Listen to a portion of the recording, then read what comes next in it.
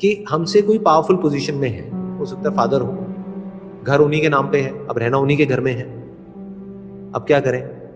और वो हो सकता है अपनी पावर को मिसयूज कर रहे हैं, हमें कुछ भी बोल रहे हैं, फिजिकली हमारा टॉर्चर नहीं कर रहे बट मेंटली हमारा टॉर्चर कर रहे हैं सुबह से रात तक। अब क्या करें? या किसी कंपनी में आप काम करते हो, वहां पे जो बॉस है वो अनड्यू एडवांटेज ले रहा है अपनी पोजीशन का, वो आपको अननेसेसरी आपका मेंटल टॉर्चर करते चले जा रहे हैं, अब क्या करें? तो एक एंगल तो ये है इसको देखने का, इस सिचुएशन को, कि हमें फर्क नहीं पड़ना चाहिए, बट फर्क पड़ता है ना।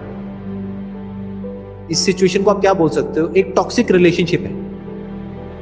That other person could be even your husband और वाइफ, राइट? वो कोई भी हो सकता है वो इंसान। एक सिचुएशन है जहां पे हमारा कोई कंट्रोल नहीं है, क्योंकि हमारे हाथ में पावर नहीं है, सामने वाले के हाथ में पावर है और वो अपनी उस पावर को मिसयूज कर रहा है, क्योंकि power tends to corrupt. Power जिन लोगों के हाथ में आती है, ज्यादातर लोग 90% लोग उसको मिसयूज ही करते हैं। बहुत कम ऐसे लोग होते हैं जो पावर आने के बाद भी जिनके पैर जमीन पर रहते हैं, जो अपनी पावर को मिसयूज नहीं करते हैं, बल्कि सामने वालों की पावर को और बढ़ाते हैं, सामने वालों को इंस्पायर करते हैं और पावरफुल होने के लिए। ऐसे बहुत कम लोग होते हैं। ज्यादातर लोगों के लिए बड़े होने का मतलब क्या है कि खुद को ऊपर उठाते चले जाओ और सामने वाले को नीचे गिराते चले जाओ। जितना ये गैप बढ़ गया उतना मैं बड़ा हूं। अगर सामने वाला मेरे से ज्यादा पावरफुल हो गया तो मैं तो वीक हो गया ना। तो बहुत सारे लोग ऐसे हैं जो जाने अनजाने आपको पावरफुल होने ही नहीं देंगे। उसके लिए उनके पास में क्या तरीका है? आपको टॉन्ट मारेंगे, किसी भी तरीके से आपको नीचे गिराने की कोशिश करेंगे, आपको सप्रेस करेंगे, आपको ऐसे दिखाएंगे कि तुम बेवकूफ हो, हम समझदार हैं। ऐसे ही होता है ना? अब ऐसी सिचुएशन में क्या करें? That is the question. क्या हम बिल्कुल ही पावरलेस हो जाए, यानी जो भी वो सामने वाला कर रहा है उसको सुनते चले जाएं? वो क्या है? वो एक तरीके की टॉक्सिक रिलेशनशिप है। कोई हस्बैंड है अपनी वाइफ को डोमिनेट कर रहा है, आज सिर्फ बोल रहा है, चीख रहा है, चिल्ला रहा है, कल मारने पीटने लग जाएगा, उसकी तो हैबिट ही बन जाएगी। तो बेसिकली जब भी कोई बंदा आपके साथ में कुछ गलत करता है या आपको अंदर से लगने लग जाता है कि ये रिलेशनशिप टॉक्सिक होती चली जाती है, तो या तो उस रिलेशनशिप को रीडिफाइन करो, वहीं पे रहो, उसी कंपनी में रहो, उसी घर में रहो, और एक स्टैंड ले लो कि अब आज के बाद में ये नहीं चलेगा। Simple. There are situations where you have to fight for your right. आप अपने हक के लिए लड़ रहे हो। आपका हक क्या है? आपकी सेल्फ रिस्पेक्ट। अपनी सेल्फ रिस्पेक्ट के लिए लड़ रहे हो तो लड़ना ही पड़ेगा ना। अब लड़ करके दो चीजें होंगी, या तो वो पावर गेम बराबर का होगा, जब हम अंदर से अपनी पूरी पावर के साथ में सामने वाले को बोलते हैं कि आज के बाद में दोबारा से नहीं होना चाहिए, या तो वो होना बंद हो जाता है। फॉर एग्जाम्पल, कोई एम्प्लॉई है, वो अपने बॉस को जाकर के उसने बोल दिया कि सर बस अब बहुत हो गया, तो आज के बाद में अभी ये जो आपकी जो वे ऑफ टॉकिंग है, इसको अगर आपने चेंज नहीं किया तो मैं भी चुप नहीं रहूंगा, उसके बाद में जो आपको करना हो कर लेना। तो या तो वो बंदा सोचेगा, अगर आप उस कंपनी के लिए काम के होगे तो सोचेगा कि यार मैं अपने वे ऑफ टॉकिंग को ही चेंज कर लेता हूं, क्योंकि इसके जाने में मेरा नुकसान है, इसके रहने में मेरा फायदा है, चलो कोई बात नहीं। बट अगर उसको ये लगता है कि आप चले भी जाओ तो कोई फर्क नहीं पड़ता, तो फिर तो ऐसी कंपनी में आपको वैसे भी नहीं होना चाहिए। समझ गए? बिल्कुल। जिस कंपनी के लिए आपकी कोई इंपॉर्टेंस ही नहीं है, वहां पर आप रहोगे तब तो वहां पर सुबह से रात तक आपका टॉर्चर ही होना है, और क्या होना है।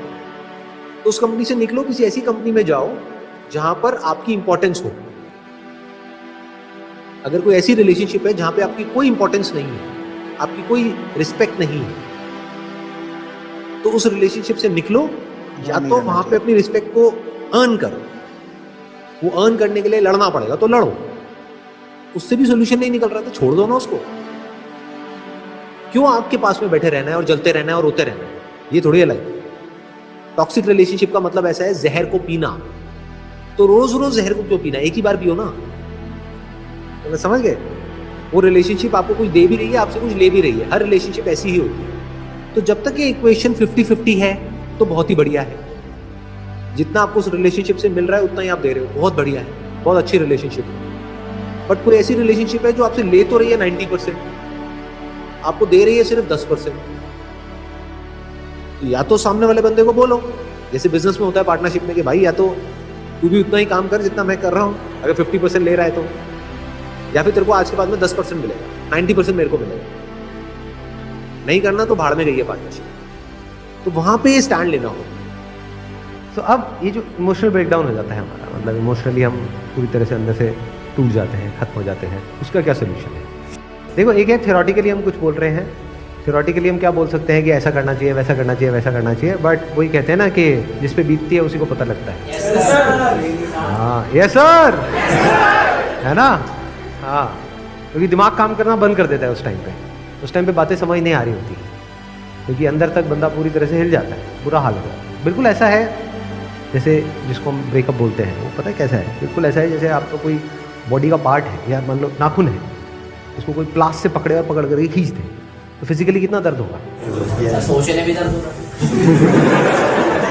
सोचने में ही दर्द हो रहा है, तो सोचो अगर एक्चुअल में कोई कर दे तो फिजिकली कितना दर्द होगा? बहुत दर्द होगा। ऐसे ही इमोशनली अगर किसी के साथ में बहुत ज़्यादा अटैच्ड हो जाते हैं और आपका टाइम बहुत अच्छा चल रहा होता है, and you feel as if कि भाई अब तो हम कभी अलग हो ही नहीं सकते, और उससे अलग हो जाओ, उतना ही दर्द होता है, अंदर तक हालत खराब हो जाती है, कुछ भी समझ नहीं आ रहा होता है कि क्या करें, दिमाग काम करना बंद कर देता है, क्योंकि वो पेन हमारे ऊपर बहुत ज़्यादा हावी हो जाता है। तो अब ऐसी सिचुएशन में क्या करना चाहिए? इसका मैं एक्चुअल में आपको बता देता हूँ सोल्यूशन क्या है। एक है थ्योरेटिकल सोल्यूशन, वो क्या है कि हम अपने आप को मजबूत बनाएं, एक्सेप्टेंस, हम एक्सेप्ट कर लें। ये सब एक्चुअल में सोल्यूशन नहीं है। एक्चुअल में पता है इसका क्या सोल्यूशन है? जब ऐसा कुछ हो रहा हो, जैसे फॉर एग्जांपल मैं आपको अगर अपना एग्जांपल बताऊं क्या होता है, जैसे फॉर एग्जांपल मेरे दांत में मेरे को कोई ट्रीटमेंट कराना है, तो मैं अपने उसको डेंटिस्ट को बोलता हूं कि जो पेन किलर है वो मत लगाओ, I want to observe the pain. तो मैं अपनी चॉइस से उस पेन को एक्सपीरियंस कर रहा हूं, ये देखने के लिए कि मेरी अपनी कैपेबिलिटी क्या है, कितना दर्द मैं सह सकता हूं। तो don't run away from it.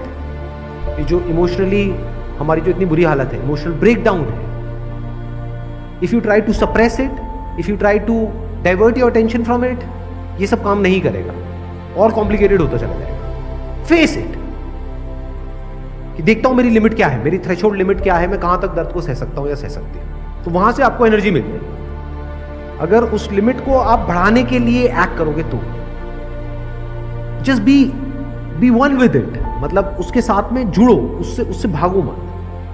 मतलब you are feeling bad, just be one with it, मतलब अपने आप को अंदर से बोलो आराम से अकेले में बैठ करके कि देखती हूं मेरे को कितना बुरा लग सकता है, I am not afraid, let me see कि मेरी लिमिट क्या है, मैं कहां तक सह सकती हूँ। देखती हूँ कि मैं मरती हूँ या नहीं मरती बिकॉज ऑफ दिस पेन। देखती हूँ ये पेन मेरा क्या करता है, देखती हूँ क्या थॉट्स आ सकते हैं मेरे माइंड में, किस लेवल का। रोको मत थॉट्स को, डोंट से कि नहीं मेरे को उसके बारे में नहीं सोचना है। देखती हूँ क्या हो सकता है, देखती हूँ इसकी अपर लिमिट क्या है, मैक्सिमम कहां तक जाए। तो once you start pushing your limits, अब आप देखते हो तो कोई बड़ी बात नहीं है, आपको ये रियलाइज हो जाए अंदर से कि ये सब जो साइकोलॉजिकल लेवल पे जो होता है ना, एक है फिजिकल पेन जिसकी मैंने बात करी वो नाखून वाले की, उसमें तो एक्चुअल में दर्द होता है। ये जो साइकोलॉजिकल पेन है, this is subjective, this is not objective. दोनों में फर्क है। मतलब ऑब्जेक्टिव क्या है कि अगर नाखून किसी का भी उखड़ेगा तो उसको सबको दर्द होगा, कोई भी ऐसा नहीं है जिसको दर्द नहीं हो। बट ये जो साइकोलॉजिकल पेन होता है, दिस इज सब्जेक्टिव, यानी ये डिपेंड करता है आपके ऊपर कि आप उसको किस तरह से देख रहे हो। उसी सिचुएशन में, एग्जैक्ट सिचुएशन में बहुत सारे लोग होते हैं जो बड़े आराम से मूव ऑन कर रहे होते हैं, कुछ होते हैं जो बहुत ही बुरी हालत जिनकी हो जाती है, कुछ है जो एक ठीक है मॉडरेशन में करके आगे बढ़ जाते हैं। So that all depends upon your willingness to face it. और जब पूरी तरह से once you are open for that psychological pain, तो धीरे धीरे जो साइकोलॉजिकल पेन है ये आपके ऊपर हावी होना बंद हो जाता है।